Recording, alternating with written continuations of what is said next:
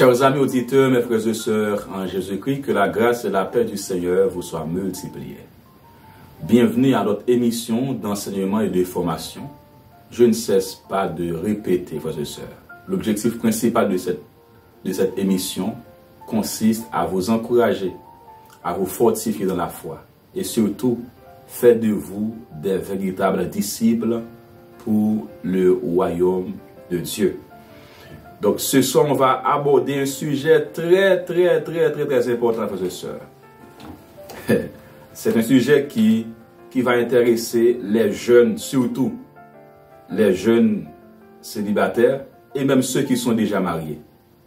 Voilà le sujet, les principaux piliers pour bâtir un couple solide. Les principaux piliers pour bâtir un couple solide. Je pense que les jeunes vont beaucoup aimer ce sujet. Les jeunes célibataires, même ceux qui sont déjà mariés, vont beaucoup aimer ce sujet. Les principaux piliers pour bâtir un couple solide. On peut comparer un couple ou bien un foyer à une maison. Pour bâtir correctement une maison, frères et sœurs, il faut poser des fondations solides et durables. Pour bâtir correctement une maison, il faut poser des fondations solides et durables. Il en est de même, donc pour bâtir un couple solide, pour bâtir efficacement, bien minutieusement un couple solide, il faut poser d'abord, préalablement, des conditions, des piliers. Il faut poser des bonnes fondations si vous voulez bâtir correctement un couple solide, une relation solide, un foyer durable. Il faut poser des fondations durables. Il faut poser des fondations profondes. Voilà notre objectif dans cette vidéo. On va vous partager, frères et sœurs, quelques piliers essentiels pour bâtir un couple solide. Premier pilier, l'un des piliers essentiels pour bâtir correctement un couple, pour bâtir solidement un couple, frères et sœurs, étant qu'enfant de Dieu, il faut que Dieu soit au centre. Il faut placer Dieu au centre. Il faut placer Dieu au centre du couple. Dieu doit être au centre du couple. Regardez avec nous le psaume 127, le verset 1 et 2. La Bible dit que si l'Éternel ne bâtit la maison, ceux qui la bâtissent travaillent en vain. Si l'Éternel ne garde la ville, ceux qui la gardent veillent en vain. En vain vous levez-vous matin, vous couchez tard et mangez le pain de douleur. Il en donne autant à ses bien-aimés pendant leur sommeil. Pour bâtir correctement un couple, frères et sœurs, pour bâtir correctement un foyer, une relation solide, il faut que Dieu soit au centre. Il faut que Dieu soit au cœur. Il faut que Dieu soit la base. Il faut que Dieu soit la fondation de ce couple. Si vous voulez que votre couple soit durable, il faut placer Dieu au centre de votre couple. Ça, c'est un conseil en or, frères et sœurs. C'est le premier pilier pour bâtir correctement ou bien solidement un couple. Il faut placer Dieu au centre. Si Dieu n'est pas au centre, vous avez mal bâti votre couple. Si Dieu n'est pas au cœur de votre couple, vous avez mal bâti votre couple. Et tôt ou tard, les circonstances de la vie, les épreuves, les difficultés, les vicissitudes de la vie, les intempéries de la vie, eh bien, peuvent renverser votre couple, peuvent anéantir votre couple. C'est pourquoi il est très important et même indispensable de placer Dieu au centre de votre couple. Deuxième pilier pour bâtir correctement un couple, deuxième pilier pour bâtir solidement un couple, non seulement il faut placer Dieu au centre, mais il vous faut l'amour véritable. Il vous faut l'amour véritable. Regardez avec nous 1 Corinthiens chapitre 13, verset 4 à 7. Le texte que nous connaissons tous. Quand je parlerai les langues des hommes et des anges, pardonnez-moi, si je n'ai pas la charité, ou bien l'amour, je suis un airain qui résonne, ou une cymbale qui retentit. Et quand j'aurai les dons de prophétie, la science de tous les mystères et toute la connaissance, quand j'aurai même toute la foi jusqu'à transporter des montagnes, si je n'ai pas l'amour, je ne suis rien.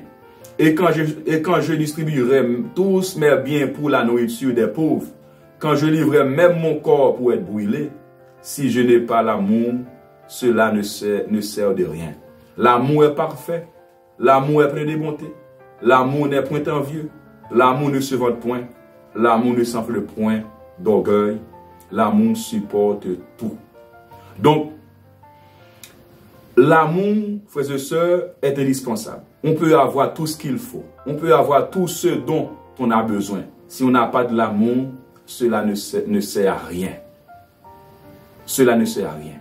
N'aimez pas quelqu'un à cause de sa beauté. Oui, c'est très important. La beauté est très importante. N'aimez pas quelqu'un pour ses intérêts. Oui, les intérêts sont importants également. N'aimez pas quelqu'un à cause de son niveau d'études. Oui, son niveau d'études est très important. Mais il faut choisir par amour.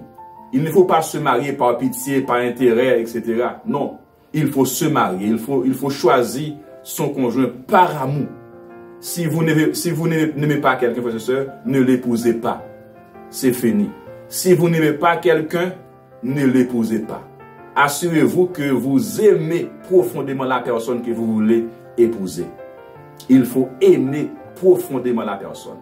L'amour véritable, c'est très important. Troisième pilier de véritable pour bâtir correctement un couple, pour bâtir un couple solide, c'est la communication honnête et respectueuse. La communication honnête et respectueuse. Regardez avec nous Éphésiens 4, verset 29. Éphésiens 4, verset 29 nous dit qu'il ne sorte de votre bouche aucune parole mauvaise, mais seulement de bonnes paroles. Qu'il ne sorte de votre bouche aucune parole mauvaise, mais seulement de bonnes paroles. Proverbe 15, verset 1 et 2 nous dit une parole douce calme la fureur, mais une parole dure excite la colère. La langue des sages rend la science aimable, et la bouche des insensés répand la folie. Un dernier texte, Colossiens 4, verset 6 nous dit que votre parole soit toujours accompagnée de grâce, assaisonnée de sel, afin que vous sachiez comment il faut répondre à chacun. La communication honnête et respectueuse. On peut prendre 50 ans, 5 ans, 10 ans pour bâtir un couple, mais dans une seconde, on peut le renverser. À cause des mauvaises paroles. Avec une seule parole, on peut renverser un couple qu'on a pris beaucoup de temps pour bâtir. On peut prendre 10 ans, 25 ans pour bâtir un couple, un foyer, mais dans une fraction de seconde, on peut tout renverser. On peut tout renverser à cause d'une seule parole. C'est pourquoi, mes frères et sœurs, on doit apprendre à parler. On doit apprendre à communiquer. Marie, vous devez utiliser votre bouche pour édifier votre femme. Femme, vous devez utiliser votre bouche pour encourager votre mari. On ne doit pas utiliser sa langue pour décourager, pour blesser, pour renverser. Gen parole dit, mon nan pas jamblier. Gen parole dit, mon nan foyer écrasé, mariage écrasé. Avec une seule parole, frères et sœurs, et bien, vous êtes capable de finir avec foyer. Mari, vous êtes capable de finir avec vous. Madame, vous êtes capable de finir avec vous à cause d'une seule parole. C'est pourquoi on doit faire très attention. On doit utiliser correctement, eh bien, sa langue, ça, frères et sœurs. La langue, c'est très important. Apprenez à parler.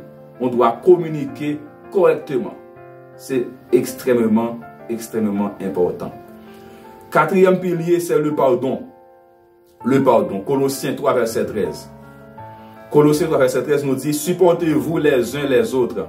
Et si l'un a sujet de se plaindre de l'autre, pardonnez-vous réciproquement. De même que Christ vous a pardonné, pardonnez-vous aussi. Le pardon. Aucun couple n'est parfait, frères et sœurs. Aucun couple n'est parfait. Aucune relation n'est parfaite.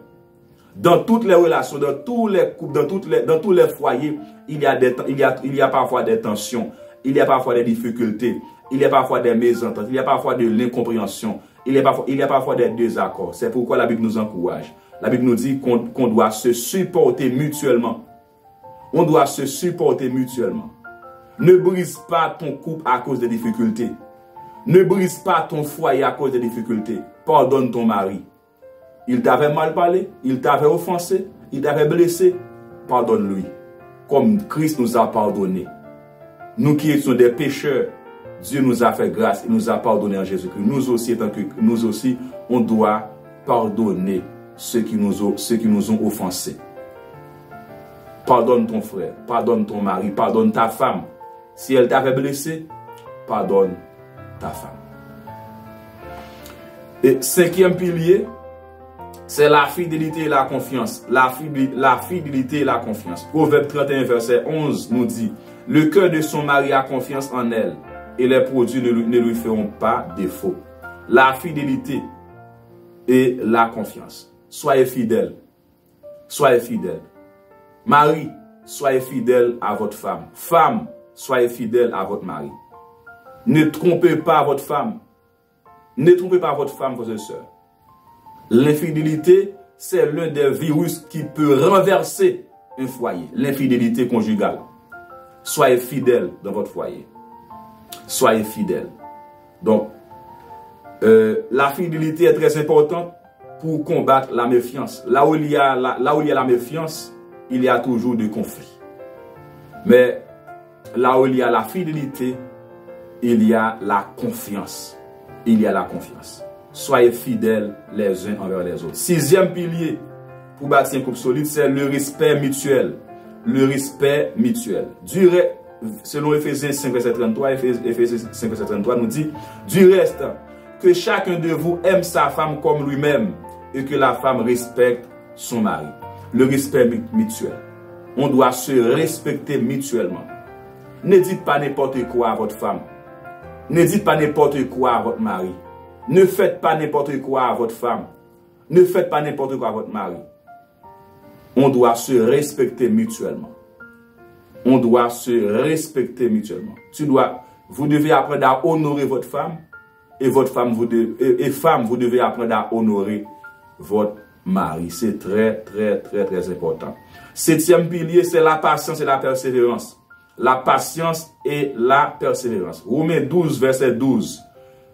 Réjouissez-vous en espérance. Soyez patients dans l'affliction. Persévérez dans la prière. Réjouissez-vous en espérance. Soyez patients dans l'affliction. Persévérez dans la prière. La patience, frères et sœurs. La patience est amère, mais son fruit est doux. Son fruit est délicieux. Donc, les saisons difficiles arrivent. Il y a un temps pour chaque chose. On peut prendre 10 ans dans un couple avant d'avoir un enfant. Mais soyez patient. On peut prendre 10 ans ou bien 5 ans, 15 ans avant de réaliser un projet. Mais soyez patient. Surtout les femmes. Surtout les femmes. Ne soyez pas comme Sarah, la femme d'Abraham. Soyez patient. Soyez patient. Soyez patient. Attendez le temps de Dieu. Il y a le temps de Dieu. Il y a un temps pour chaque chose. Soyez patients, frères et sœurs. Et huitième pilier, c'est l'unité dans les décisions. L'unité dans les décisions. Amos 3, verset 3 nous dit, deux hommes marchent-ils ensemble sans s'être concertés. Deux hommes marchent-ils ensemble. C'est l'unité dans la décision. Au point de vue mathématique, 1 plus 1 égale 2. Mais sur le plan conjugal, 1 plus 1 égale 1. Nous ne sommes plus deux, mais nous formons un seul corps. Nous formons une seule chair. Toi et ton mari, vous êtes un. Vous n'êtes pas deux. C'est pourquoi, frères et sœurs, on doit s'unir dans les décisions. On doit apprendre ensemble les décisions. Ne décidez pas sans le consentement de votre mari. Ne décidez pas sans le consentement de votre femme. Unissez-vous. Prenez ensemble les décisions. Priez ensemble. Jeûnez ensemble. Adorez ensemble. Partez en vacances ensemble. Faites tout ensemble. Parce que nous sommes une seule chair. Et neuvièmement pour finir, neuvième pilier pour finir, neuvième pilier pour bâtir un couple solide, c'est l'intimité et la tendresse. L'intimité et la tendresse. Regardez 1 Corinthiens 7, verset 3 à 5. 1 Corinthiens 7, verset 3 à 5 nous dit que le mari rende à sa femme ce qu'il lui doit. et que la femme agisse de même envers son mari. La femme n'a pas pouvoir sur son propre corps, mais c'est le mari. Et pareillement, le mari n'a pas pouvoir sur son propre corps, mais c'est la femme.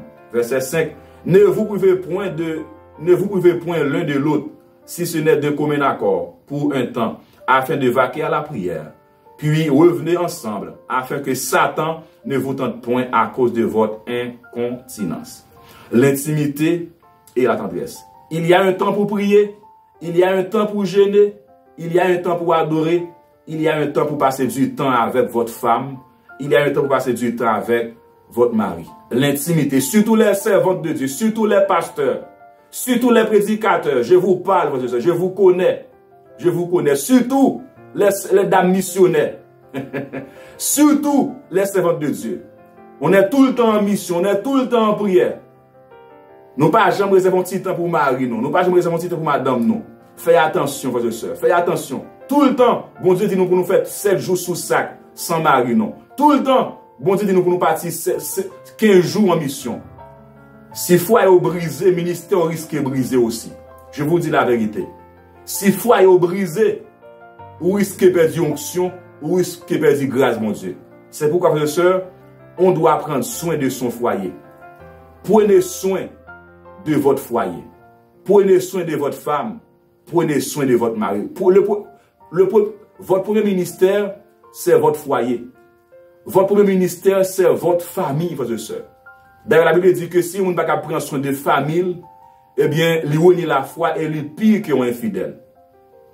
L'intimité avec votre femme, c'est très important. C'est très important. La vie sexuelle, la sexualité dans un foyer est indispensable. Ou qu'à prier beaucoup, ou qu'à belle, ou qu'à etc. Sans la sexualité, donc, foyer n'est pas capable de fonctionner correctement. C'est pourquoi il est très important pour que gagne ce qu'on appelle l'intimité et la tendresse, eh bien, dans le foyer. Alors, tels sont les 9 piliers essentiels, ou les 9 piliers fondamentaux pour bâtir un couple solide selon la Bible. Premièrement, on dit que le premier pilier, Dieu doit être au centre du couple. Deuxièmement, il vous faut l'amour véritable. Troisièmement, la communication honnête et respectueuse. Quatrième pilier, c'est le pardon. Cinquième pilier, la fidélité et la confiance. Sixième pilier, le respect mutuel. Septième pilier, pour bâtir un couple solide, la patience et la persévérance. Huitième pilier, c'est l'unité dans les décisions. Et neuvième pilier, pour bâtir un couple solide, c'est l'intimité et la tendresse. Frères et sœurs, prenez le temps. Vous qui êtes encore célibataire, prenez le temps. Prenez le temps. Ne soyez pas pressés. Prenez le temps avant de bâtir une relation. Prenez le temps avant de bâtir un foyer. Prenez le temps avant de choisir votre conjoint. Prenez le temps. Et vous qui êtes déjà mariés, prenez soin de votre foyer. Apprenez à cultiver, à développer ces qualités, ces piliers. Et vous verrez que votre couple sera fructueux. Votre couple sera béni. Et Dieu, dans sa grâce, dans sa miséricorde, il va pouvoir déverser abondamment sa grâce, sa bénédiction sur votre foyer, sur votre famille. Que le Seigneur nous aide, que le Seigneur nous fortifie, que le Seigneur guérisse les couples malades. Seigneur, je prie au nom de Jésus-Christ de localiser, cher Seigneur Dieu, nos jeunes frères et sœurs qui veulent choisir eh bien, leur conjoint. Je te prie, cher Seigneur Dieu, de bien vouloir orienter nos jeunes frères et sœurs dans leur choix. Parce que ce n'est pas une chose facile. Et nous qui sommes déjà mariés, cher Seigneur, nous sollicitons ton aide. Nous implorons ta grâce. Il y a des couples qui sont malades. Je demande la guérison pour les couples qui sont malades. Je demande la restauration pour des couples qui sont brisés. Je demande la réparation pour des couples qui sont renversés, Seigneur.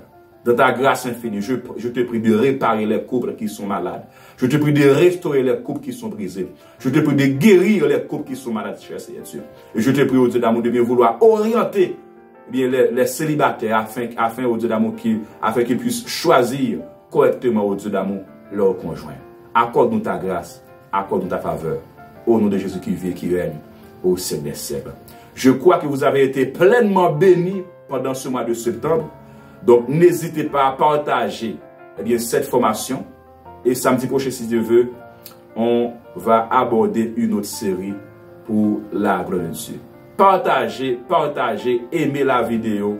J'attends vos questions, j'attends vos commentaires pour encourager ce ministère. Que le Seigneur vous bénisse abondamment.